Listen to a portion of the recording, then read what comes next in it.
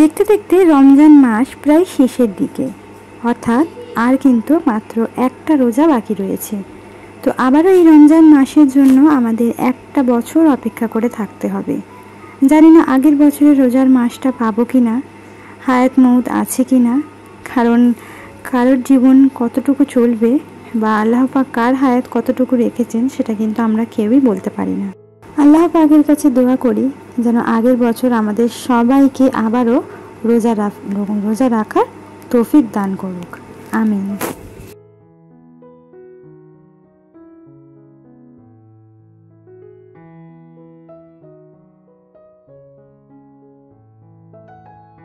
Hello everyone, আসসালামু আলাইকুম।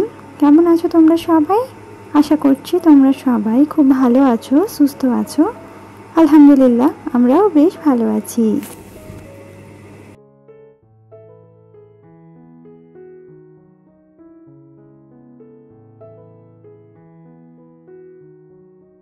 তো আজকের হচ্ছে 28টা রোজা, অর্থাৎ এখন যেহেতু ব্লগগুলো অনেক লেট করেই দিতে পারছি, তো কেন দিচ্ছি সেটা আমার দিদি বোনেরা জানে। আসলে চুড়িদারের অর্ডারগুলো অনেক বেশি তারার মধ্যে ছিল, যেগুলো কমপ্লিট করতে করতে অনেকটা পরিমাণে সময় লাগিয়ে ফেলেছি আসলে মেয়েকে নিয়ে। তো সেই জন্য আর কি ভিডিও শ্যুট, এডিটিং এ সমস্তর জন্য সময়টা খুব একটা বেশি হয়ে উঠছিল না।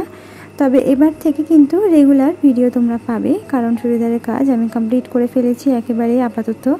এবার যা হবে ঈদ পর, ঈদের আগে আর আমি মেশিনে বসছি না এ কথাটা বলবো না, মেশিনে বসবো, তবে নিজের টুকিটাকি কাজ করার জন্য। অর্থাৎ আমার যে জামা কাপড়গুলো সেগুলোকেও আমি কিন্তু এখনও পর্যন্ত ঠিক করে উঠতে পারিনি। যেমন আমার যে কাজের সালোয়ারটা বা গাউনটা নিয়েছি সেটার হাতাটা এখনও ফিটিংস করতে পারিনি।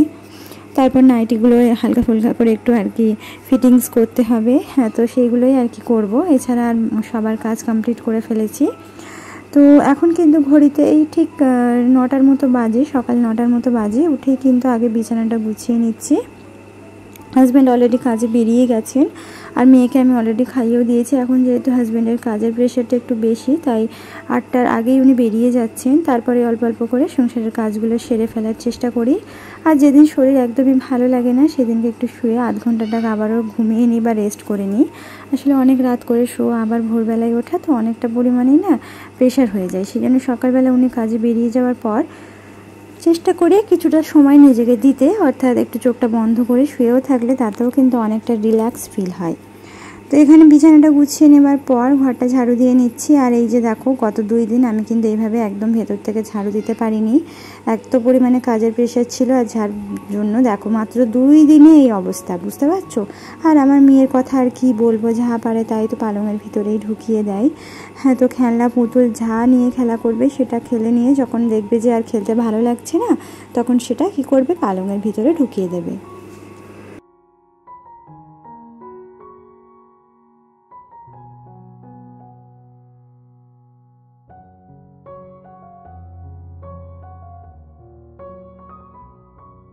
আপাতত আজকের নয়, কালকের কিন্তু আবারও আমাদের বেরোতে হবে।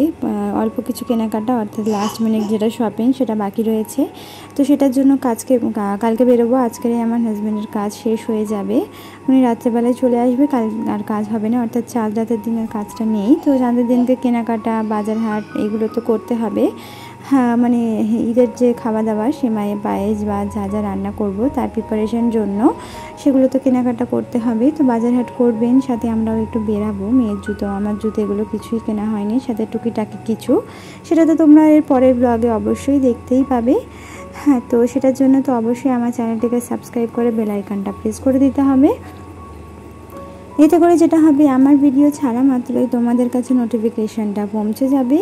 আর যারা অলরেডি কাজটা করে দিয়েছো তাদেরকে অসংখ্য ধন্যবাদ।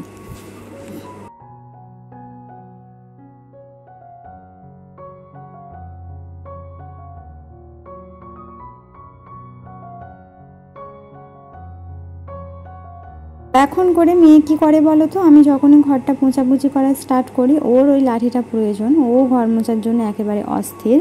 হ্যাঁ, তো ওকে বললাম যে দাঁড়াও, আমি দিচ্ছি, আমি শর্ট করে কাজটা সেরে ফেলি। তারপরে কিন্তু অনেক এক্সট্রা আমার কাজ রয়েছে যেগুলো করতে হবে। তো আজকের রান্না বান্না করব। আসলে কালকে রাতে যা রান্না করেছিলাম সবটুকুই শেষ হয়ে গিয়েছে। তো দুপুরে মেয়ের জন্যই রান্নাটা আমাকে করতে হবে, তো ভাবলাম একেবারে রান্নাটা সেরে ফেলি। রাতের বেলায় কিছু বাড়তি কাজ যেহেতু বললাম যেগুলো আমার, ওগুলো নিয়ে বসবো, তো সেই জন্য ভাবলাম এবেলাতে রান্নাটা সেরে ফেলি, তাহলে আমারই সুবিধা হবে আর কি। তো মাছের ডিম আমি গতকালকে এনেছিলাম মাঠ থেকে, তো সেটা ভেজে নিচ্ছি, কারণ মেয়ে আমার মাছের ডিমটা খেতে ভীষণ পছন্দ করে। আর মাছের ডিমের মধ্যে না প্রচুর পরিমাণে পুষ্টিগুণ থাকে, সেই জন্য ওকে চেষ্টা করি মাছের ডিমটা খাওয়াতে। বাট সব সময় তো পাওয়া যায় না, কালকে পেয়েছিলাম আর অল্পটাই ছিল, পুরোটাই আমি নিয়ে নিয়েছি। তো মাছের ডিমটাকে আমি ভাজি করে নেব, আর সেই সাথে একটু সজনের ডাঁটা নিয়ে এসেছিলাম, তো সজনের ডাঁটাটা আলু টমেটো দিয়ে একটু ঝোল করব। আর রাতের বেলা দেখা যায় কিছু একটা করে নেওয়া যাবে।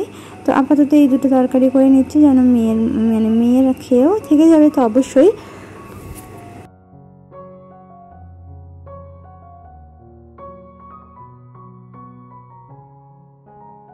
আমাকে কিন্তু রাতে আর রান্নার ঝামেলাটা করতে হবে না। তো রান্না বান্না করতে গেলে কিন্তু ম্যাক্সিমাম 1 ঘন্টার সময় তো দিতেই হয়, তো সেই জন্য ভাবলাম সেই জায়গায় ভাজাভুজি করব কেন, একেবারে রান্নাটা কমপ্লিট করে ফেলি, কোনো সমস্যা নেই। তো মাছের ডিম ভাজতে গেলে এত পরিমাণে ছেটাই না, আমার প্রচণ্ড ভয় লাগে। তো আমি যেটা করি, আগে প্রথম তো ভাজতেই পারতাম না, আমার শাশুড়ি মাই ভেজে দিতেন। তবে এখন করে যেটা হয়ে গেছে, শিখে গেছে যে আমার শাশুড়ি মাই বলতেন যে মাছের ডিমটা তেলের মধ্যে দেওয়ার সাথে সাথেই ঢাকা চাপা দিয়ে দেবে, তাহলে দেখবি এক তো চারিদিকে ছেটাবেও না, আর নিজেরও একটা ভয় থাকবে না। কারণ নিজের গায়েও ছেটালে তো অবশ্যই একটা ফোসকা পড়ার সম্ভাবনা থাকে, সেই সাথে চারিদিকটাও অনেক পরিমাণে নোংরা হয়, এই সমস্ত তেল ছিটে পড়লে কেমন একটা হয় না, সেই জন্য একেবারে দেওয়ার পাশাপাশি ঢাকা দিয়ে দিই। 5-10 মিনিট পর যখন এটা উল্টে পাল্টে দিই, তারপরে কিন্তু অতটা ছেটাই না। প্রথমে তেলের সাথে সাথে দেওয়াতেই যা ছেটাবে, তারপরে অতটা আর হয় না। তো এখানে কিন্তু একেবারে আমি ভেঙে ভেজে নিচ্ছি, কারণ আমি ভাঙা ভাজা খেতেই বেশি পছন্দ করি। আসলে আমার মেয়ে ওরকমই খাবে, একেবারে এক তাল গোটা রাখলে ভিতরে কিন্তু মশলাটা অ্যাবজর্ব হয় না, ফলে ভিতরে একটা কেমন সাদা সাদা ভাব থেকে যায়। আর এইভাবে গুঁড়ি করে ভাজি করলে কিন্তু ভাজাটা খেতে বেশ মজা লাগে, সেই জন্য।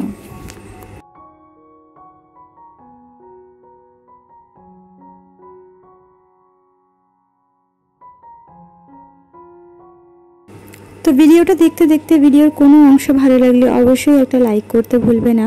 তোমাদের একটা লাইকের মাধ্যমেই এই ভিডিওটা আমার অনেক দিদি বোনেদের কাছে পৌঁছে যাবে।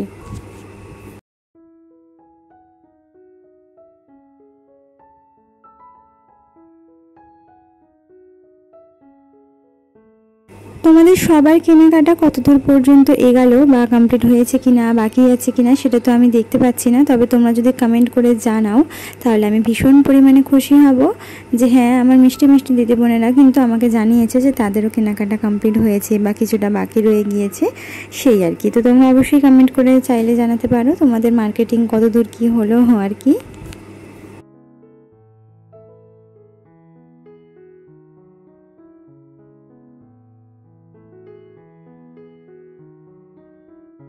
তো গত ব্লগে তোমাদের সবারই অনেক কমেন্ট পেয়েছিলাম যে আমার ওই যে গাউনটা নিয়েছি ঈদের পারপাসে, সেটার প্রাইস কত টাকা নিয়েছে। আমি এমনিতে প্রাইস বলিনি, কারণ প্রাইস বললে অনেকেই মনে করে শো অফ করছে, সেই জন্য যে কোনো জিনিসে আমি যখন দেখাই তার প্রাইসটা কিন্তু কখনোই আমি বলি না, খুব প্রয়োজন না হলে।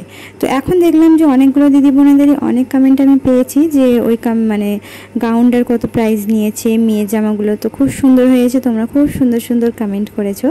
তোমাদের সবার জন্য অনেক দোয়ার অনেক ভালোবাসা রইল। তোমরা কিন্তু এইভাবেই আমার পাশে থাকবে, আর তোমরা এইভাবে আমার পাশে আছো বলেই কিন্তু আমি ব্লগ করার বা ভিডিও করার এনার্জিটা পাই। নাহলে এত কিছু সামলে ভিডিও করার মতো এনার্জি কোনো মানুষেরই থাকবে না। বাট তোমাদের এত ভালোবাসা থাকে না, তোমাদের ভালোবাসার টানে কিন্তু আমাকে এই প্ল্যাটফর্মে ছুটে আসতেই হয়, জানো তো। হ্যাঁ, তো সেই আর কি। তো বলে দিয়ে পারি, তো আমার যে গাউনটা আমি নিয়েছি সেটার প্রাইস নিয়েছে হচ্ছে 1700 টাকা। তো অ্যাকচুয়ালি ওটা 2200 টাকা বলেছিল, বাট কাটাকুটি করে বা একটু কম জম করে খুব আর কি করে আর কি মোটামুটি ওটা 1700 টাকায় লাস্ট এসেছে। তো ফাইনালি ওটা আমি 1700 টাকা দিয়ে নিয়েছি, যার হাতাটা এখনও আমি লাগিয়ে উঠতে পারিনি। জানি না কালকে লাগিয়ে উঠতে পারবো কিনা বা আজকে সন্ধ্যায় পারবো কিনা। আর সেই সাথে মেয়ের জামাগুলোরও তোমরা প্রাইস জানতে চেয়েছো। তো মেয়ের জামাগুলো কি আর বলবো, বাচ্চাদের জামা কাপড় যেমন হয় আর কি, এই যেমন ধরার ওর তো যেমন একটা হেভি জামা আমি কিনিনি, সবগুলোই লাইট ওয়েট একেবারে হালকা পাতলার উপরে নিয়েছি। তো ওগুলো 250 টাকা 200 টাকা। যেটা একদম সুন্দর একটা নিয়েছি ফ্রক, হলুদ কালারের যে ফ্রকটা একেবারে ভালো যেটা ছিল, মানে একদম আঁকড়া থেকেই যেটা বললাম নিয়েছি, হলুদের উপরে নিচে হিজিবিজি ডিজাইন করে যেটা মিষ্টি কালারের ছিল, ওটার প্রাইস নিয়েছে হচ্ছে 300 টাকা। আর বাকি যেগুলো দেখছিলে সেগুলো 200 টাকা ছিল, 220 টাকা এরকম। আর যে ট্রে ফ্রকটা নিয়েছি একদম গরমের জন্য, যে একটা ট্রে ফ্রক টাইপসের নিয়েছি, ওটা মোটামুটি 80 টাকা নিয়েছে। তো এরকম করে জামাগুলো নিয়েছি। আর জুতোগুলো তো এখনও বাকি আছে, যেটা পরের ব্লগে তোমাদের সাথে ডেফিনেটলি আমি শেয়ার করবই। আর এই ব্লগটা কিন্তু আমি দেওয়ার অনেকবারই চেষ্টা করেছি গতকালকে, বাট এডিট করার পরও ভয়েস দিতে না পারায় আমি কিন্তু ভিডিওটা ছাড়তে পারিনি। নাহলে এই ভিডিওটা আমার মোটামুটি কালকে যাওয়ার কথা ছিল, বাট কি করব, শরীর তো একটা ব্যাপার আছে নাকি, শরীর যদি না টানে তাহলে সেখানে আমি আর কি করতে পারি বলো।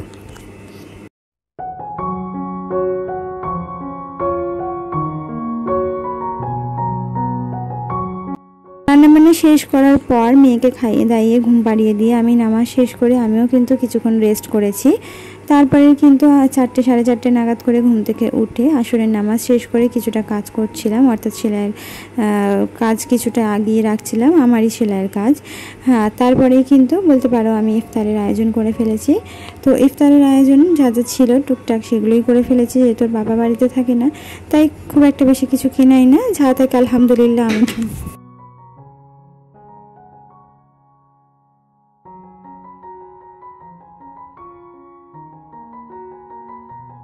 তো এখানে কিন্তু ইফতার করার পর এখন গরম গরম একটুখানি বেগুনি ভেজে নিচ্ছি। আসলে গরম গরম খেতেই কিন্তু ভীষণ ভালো লাগে, সেই জন্য আমি আগাম করে রাখি না, আমি কিন্তু ইফতার করার পর তারপরে নামাজ শেষ করেই কিন্তু এই কাজটা করে থাকি, যাতে একেবারে গরম গরম খেতে পারি।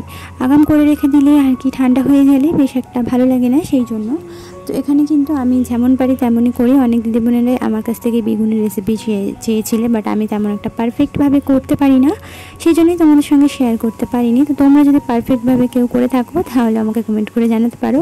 তো তোমরা দেখে নিশ্চয়ই বুঝতেই পারছো তেমন একটা পারফেক্টলি আমি করতে পারি না, যেহেতু বেগুনগুলো অনেক ছোট ছোট ছিল সে কারণে। আর স্লাইসগুলোও কিন্তু অনেক ছোট ছোটই হয়েছে, অনেক বড় হয়নি। বড় ধরনের বেগুনটা থাকলে তাহলে কিন্তু বড় সাইজের হতো, যেহেতু ছোট তাই এরকম ছোট ছোটই হয়েছে। তো সমস্যা নেই, খাওয়ার মতো হলেই হবে আর কি।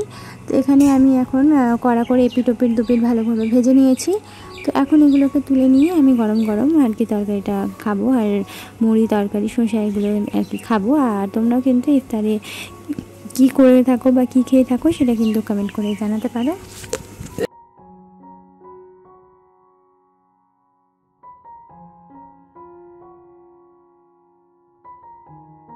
তো এই যে আজকের লাস্ট ইফতারের যেটা রেসিপি সেটা ছিল হচ্ছে মুড়ি, আর সেই সাথে এই যে ছোলা আলুর তরকারি বা ভুনা, যেটা দিয়েই আমার মুড়ি খেতে বেশি ভালোবাসে। আর আমি সত্যি কথা বলতে ঘুগনিটা খেতে একদমই পছন্দ করি না মুড়ি দিয়ে বা ইফতারে, কারণ ঘুগনি খেলে আমার প্রচুর পরিমাণে অ্যাসিডিটির সমস্যা হয়, সেই জন্য আমি খুব একটা পরিমাণে ঘুগনিটা খাই না। নর্মালি কোথাও গেলে মেলার ঘুগনি দাঁড়িয়ে খেলাম সেটা আলাদা ব্যাপার, বাট বাড়িতে খেয়ে খুব কষ্ট হয়, বিশেষ করে রোজার মাসে, সেই জন্য। তো এখানে ছোলা আলু ভুনা দিয়ে সেই সাথে শসা আর হচ্ছে গিয়ে বেগুনি দিয়ে গরম গরম মুড়ি এনজয় করলাম। তারপরে এই যে একটা কাস্টমারের আর কি ছিল হচ্ছে যে সালোয়ার কামিজ তৈরি করেছিলাম, তার থেকে অনেকটা পরিমাণে কাপড় বেঁচে গিয়েছিল। আর ওনারও কিন্তু আমার মতো একটা ছোট মেয়ে রয়েছে, তো সেই পারপাসেই উনি বলেছিলেন যে একটা মেয়ের যদি ফ্রক হয়, মানে এক্সট্রা যেহেতু কাপড় বেঁচে যাবে, উনি রোগা পিচকে ছিল, সেই জন্যই আর কি এরকম একটা ফ্রক আমি তৈরি করে দিয়েছি। আর এই যে চুড়িদারের পিসটা সেটা কিন্তু একদম সেম আমার শাশুড়িমা যে পিসটা আমাকে দিয়েছেন, একদমই সেম টু সেম সেরকম ধরনের পিস।